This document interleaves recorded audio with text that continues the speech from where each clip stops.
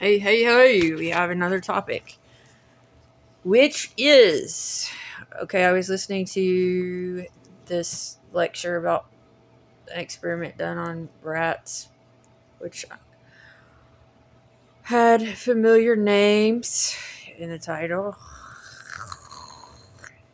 But anyway, let's see. I've talked about this subject before, but I've thought of it about it in a new light.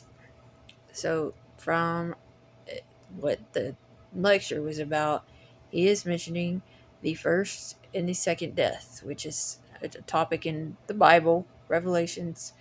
First is the death of the,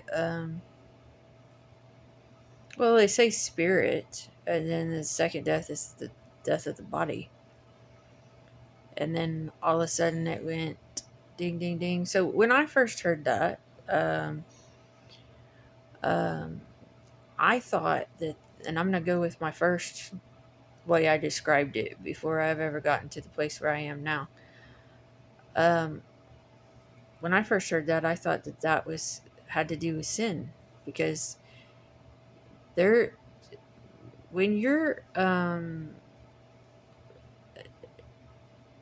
got to be able to. I don't know how many times I'm going to have to bring this topic up. You've got to be able to take good care of yourself for the spirit within you to be born.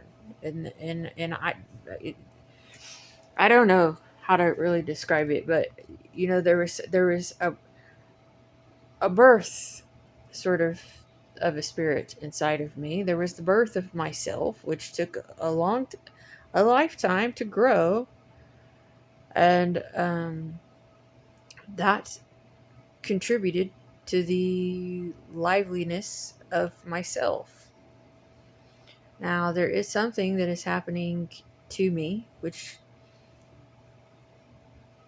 I could look at this death, uh, double death, from a different viewpoint. Is that I I am getting to the point, after talking to myself about the sexual traumas and things that I've had to build myself back up from, and getting through those fears, or working through the heartache, or however we want to describe it, that my not just my sexual desire is disappearing, but um, it's just like, um, it could be being taken away from me, and I don't know if that's a gift, or if that's the you know you could look at that anyway. You could think of it as, God removing my suffering, or you know I don't really know how to look at it, but if you want to view it from a viewpoint of death, you could look at it as if you have no desire to be with anybody sexually, because the lo- the component of being able to be in love is, such a huge part of that. Then it could be that you you're not able to give life to another body with your fertility, and that would be the end of your bloodline. Now, do I know if that's true? No, I don't know if it's true, but yeah, most of the time I do not have, um, I don't have a sexual desire. I have a desire for love, which is not the same thing.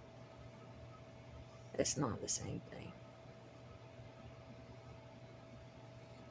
But I think there's not much to say on that. Like, do you want to live in the fear, or do you want to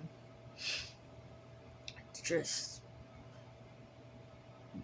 don't be so judgmental about what is good or bad? Just try to analyze it as far as you can with some of your theories as to how you don't necessarily understand how the world is made. And when you have things removed off your plate, it's probably a result of your goodness and the hard work that you've put into your life. You're not going to get rewarded with good things if you're doing something bad, and I know that I'm not doing anything bad. So whatever circumstances that I'm going through, there is purpose to it. And we still don't know what the future holds, but yeah, I guess I sort of brace myself for whatever might happen. But I've been like that for a long time, as to where I'm not able to really get into sexuality because of that heart component. That's that's a result of how I'm made. I will more than likely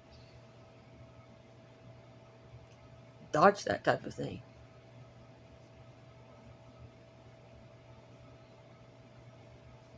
Love is the experience that I look for, seek.